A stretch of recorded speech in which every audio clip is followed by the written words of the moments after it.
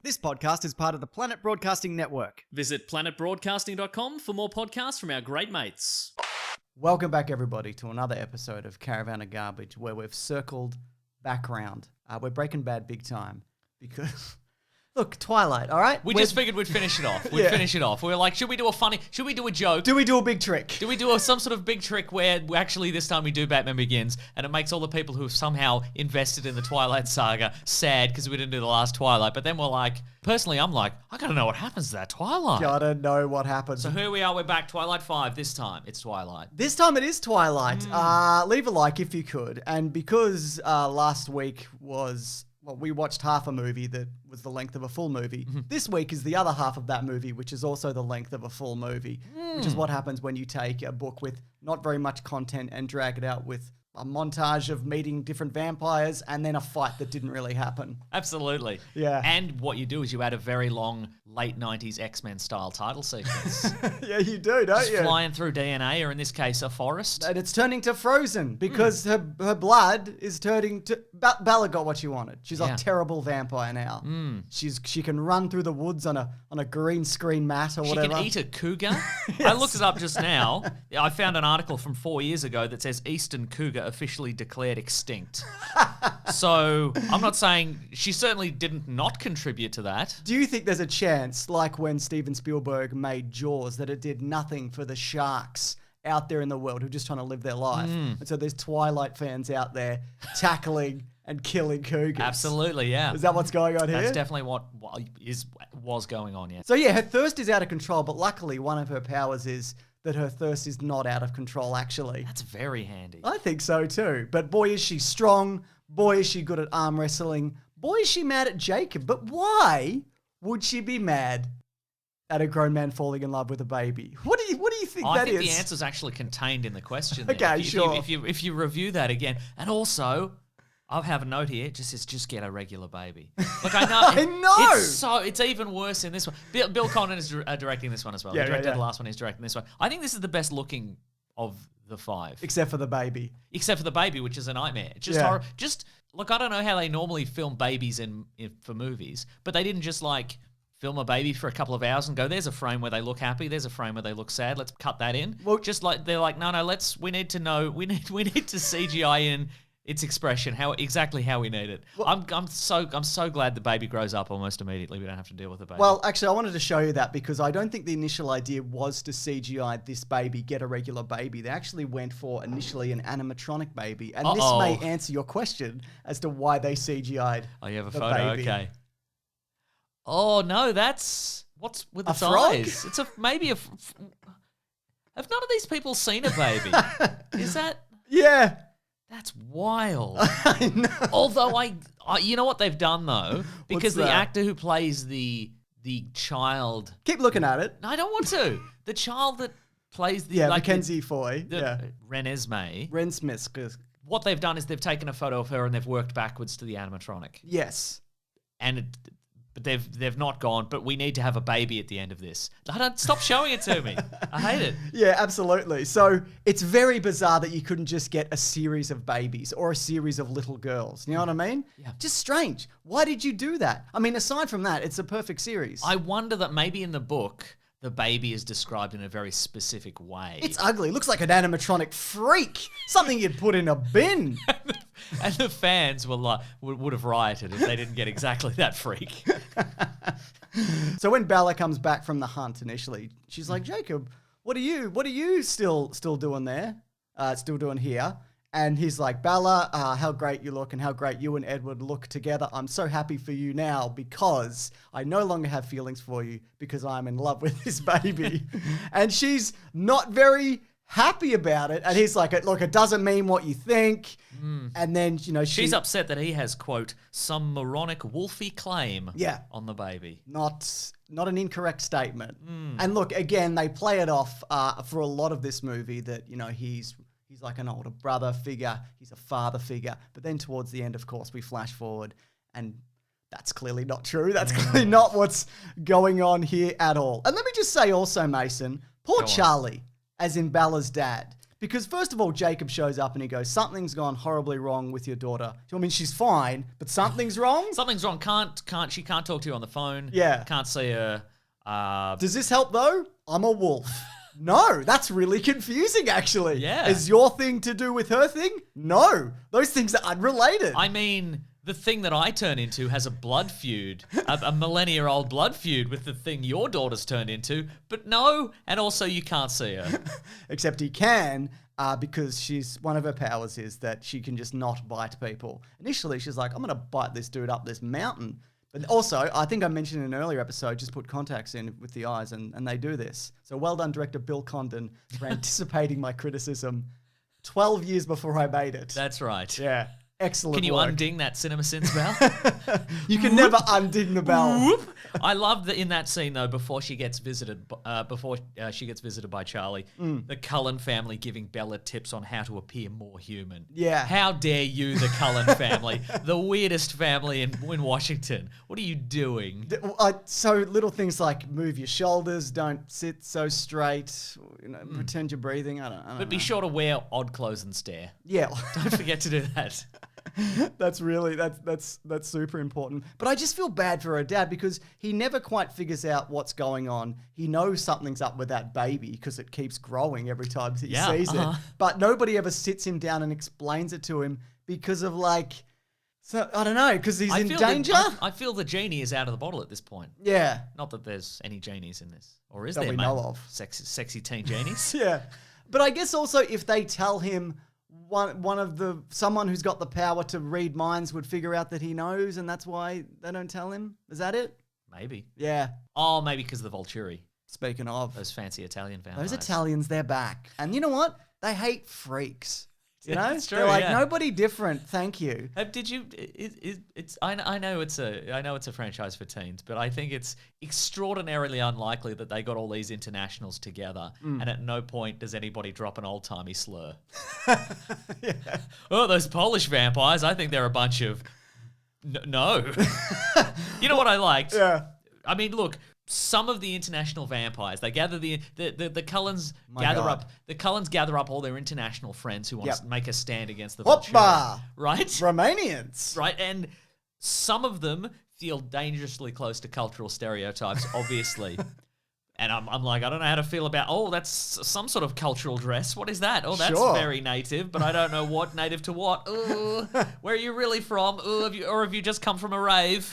No, you're not allowed. I don't Burning think. Man. They've come from Burning Man. They've all come from Burning Man. But at the same time, I was very disappointed that even though they're all from different nations, they're all just slight variations on the standard Twilight European vampire. There's no super weird regional variants. There's not a guy who shows up and he's like, hey, I'm Gary, I'm from the Philippines. I sneak into men's houses and steal their genitals at night. Does anybody need any genitals stolen? All right, well, I'm here if you need me. I'm afraid of house cats and table salt. I love the idea of regional monsters. That's terrific. But no, it's just the Irish are here. Are they? Cool. There's nomads and Amazons and Irishmen. And Rami Malek. Rami Malek's in this. And Wendell Pierce, Bunk from The Wire, is here. He's not a vampire, he's a regular man. But he's here. He's absolutely here, but he knows something's up, but he doesn't know something's up, does he, at the same time? So, they're all gathered together. Also, where are the Australian vampires? Well, they got to get a flight. It's a long flight, you know? It's true, yeah. It's like a 20-hour flight. But I think is where are the Australian vampires working as bartenders in America that could have popped in? No, that's a great point. Yeah, working in backpackers joints and stuff like that. Yeah, so they're together because they need people to bear witness that this child, this freak, which I don't mind saying so, Mason. It's a freak child, sure. is normal vampire children have to be put down because they don't age and they just have the bloodlust and they murder entire villages, which maybe also answered a question we had from a previous video also. And Michael Sheen is having a heck of a time, isn't he, mate? He's chewing some scenery, I've never seen him have so much fun in such a fantastic week. You never know if he's going to go, or if he's going to go, ooh. I also like how at this point, let's do some vampire lore. Okay, first of all, they're not crystal anymore. They're just inexplicably not crystal vampires anymore. They're bone remember the last one? You crack their head off and then just a sparkly diamond dust would come out? Now it's just they're just regular. Rock or... In between frozen movies too, people. I think. Yeah, it's strange, isn't it? I don't know. Maybe it's different seasons of the year. But yeah, also that. It's true. Maybe they're in a winter right now. Yeah. But their powers are just. It's just anything, really, isn't it now? Like Rami Malek has elemental powers. One has electricity. Bella has super self-control and also a shield. So we get like a MacGruber-style montage of gathering up the forces, except it takes like an hour and 10 minutes to meet all these different people because, again, this is half a book and half a book where not much obviously happens. But it does, of course, build up to the big finale. The big finish. And it's just, oh my God. Like, did you know that this wasn't real? The one thing I knew before we embarked on the ordeal that is the Twilight Saga was that at the end there's a big battle that turns out not to be real. But I didn't know any of the specifics. But look, honestly, of all the stuff that happens in these movies, that is kind of the thing that makes the most sense because we've already established there's one vampire who can see the future in her mind, and there's another vampire that can see whatever is in someone's mind. It's true. And so they combine the two, and that kind of makes sense. And like, I know there are people who, I think I read it in a Cracked article or something like that. Right. And I think there were people who are big mad about it. But like that, if Alice, the vampire who can see the future, like if she couldn't do that and all of a sudden she could just do it, I'd be like, well, this is a bit cheap. But I think it's fine. And you get to have your cake, big battle, and eat it too. All your favorites aren't dead. Billy Burke's character Carlisle's still alive. He's still having a good time. Didn't get beheaded. And there are people out. I'm sure there are people out there who probably watch it and they're big mad and they're like, well, yeah, but the point is that it didn't happen. Well, everything you see at the movies didn't happen. Is that true? It's made up. It's all made up. What about the movie where James Franco got stuck under a rock? Did that happen? Not to him, though, did it? No. He's not still under that rock, is he? I mean, he's not here, so I couldn't say for sure. The only he is the caught only thing under that's a rock. real at the movies is Jackass. That's the realest thing you'll ever see. Yeah, very good. But I think also, like, in a book, which apparently ends not with a big battle. Really? That's fine for a book that just kind of peters off and sort of leaves a bunch of stuff up in the air and then stops. But I think in a movie, I actually don't think that is fine. That doesn't sound good at all for a book. I wouldn't buy a book where the review said, yeah, and at the end it just sort of peters off a bit. I don't know. And Charlie's sad. I'd be like, oh, who's Charlie? It's so sad. I don't want to read about sad Charlie. But just like the idea of at the end of this, they all meet in the field and then they go, nah, better not. Like you can't do that in a movie, can you? So we get dogs versus Draculas, Mason. Sure do. And boy, are there some deaths here. Some of my favorites. It's not often that in a movie primarily targeted at teenage girls, you see a big dog getting its neck snapped by a vampire. Or people just falling into lava. Yeah. There's a dude who gets his head ripped off at the jaw. Yeah. All of these vampires are coming apart like Duplo. You know what I mean? Do, yeah. The way that they fall apart and then get burnt, and I did enjoy the way that Bella and Edward team up to kill Michael Sheen. Somebody gets a football tackled and then they just come to bits. Yeah. Like a mannequin in a clothing store. It reminds me of the Edgar Wright movie where they fight all those robot aliens. That's what it feels like. People are just coming apart at the seams here. I have a question. Yeah. Maybe you might deal with this in vampire lore. Sure. If you twist a Twilight vampire's head off, will they come back to life if you put the head back on the stump? Yes, I think we talked about this. That's why you have to burn it. Yeah. And they also burn immediately. They're extremely flammable, it turns out also. I don't know what that is. Do they release a gas when you, like, crack them a little bit? Maybe they do, yeah. Like a burst gas main? I don't know what this is. And they smell like the most famous dish of their native land. 4 and 20 pies. So yeah, it just kind of, they decide not to fight. And then we get a glimpse at the future. And, Jacob's like, oh, Edward, should I call you dad or whatever? Not cool. Don't say that. Yeah, That's not a cool thing soon. to say. Yeah. And then they all have like... we're still at a point where I think Edward could just reach out and break his neck and be like, that happened in the battle. And then they all have like... You all saw it. And everyone would go, yeah, no, we did. We did say that actually. But then they all have like... Bella also has premonition montage movie powers and can show not only the things that have happened in the Twilight Saga, but also, I guess, 7 years in the future when the baby's grown up and she's together with Jacob. She's got a CGI face. They're all hugging on a beach. So at the age of 7 where everything's cool now. Exactly, where everything's cool now. Just dreadful. Like, just what a dreadful, eerie ending to a saga. And they're just sitting in the field and they're just like, well, we did it. But at the same time, I'm like, you didn't really resolve anything. There's still like this coven of Italian vampires who've clearly been going around the world for thousands of years just killing people they don't like, and everybody knows that. Why did it stop here? Why wasn't there another one? I'm not saying there should be another one. All right. But why here? What's the point of leaving it right now? Because then the movie can end. I guess it can. But you know what I mean? Yeah, I I thought agree. this was like a definitive end to the saga. Yeah. But this is not like, this isn't even like the end of Return of the Jedi where like they defeat the Empire, but there's, there's still room if you did want to like expand on that, which they obviously have. There's so much more going on here. The leaders, the Emperor is still alive in this instance, is what you're saying. That's what I'm Michael saying. Sheen. Michael Sheen. Anyways, it's time for breaking trivia. Maybe he slips in the shower in a deleted scene at the end. Yeah. Porcelain is stronger than a vampire's neck, maybe? Yeah. Fine. Yeah. Then he rolls into a furnace that he keeps next to his shower. Anyway, it's time for breaking trivia part 2, Mason. I'm ready. I only have one bit of trivia, and it might surprise you. Oh. The final fight sequence was supposed to be real, not a premonition. But They were going to get the actual actors to kill each other.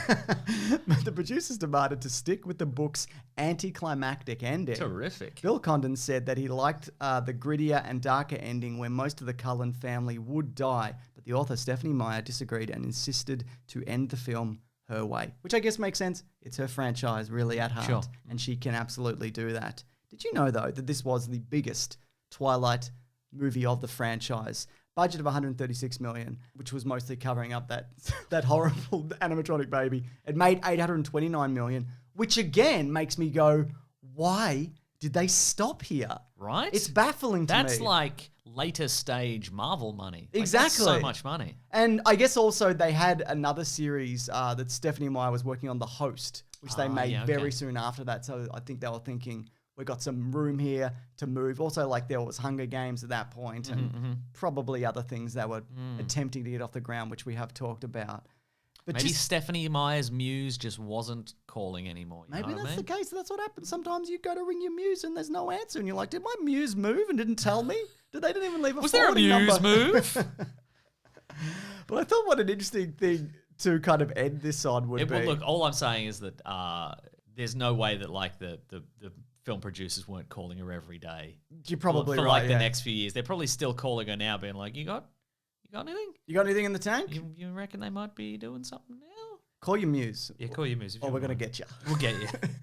Well, I guess also all of the actors, their contracts came to an end. So that, and it seemed like at the time, most of them were ready to leave it behind. But I thought what a good thing might be to do to kind of sum up the Twilight Saga is to look at the 3 leads and assess like how they feel about the saga right now. This very terrific second. stuff. Okay. I've done a bit of a deep dive, All Mason. right. So Taylor Lautner, at the time, he felt very trapped by the fame and kind of frustrated by it. Bearing in mind, in that first one, he was 16.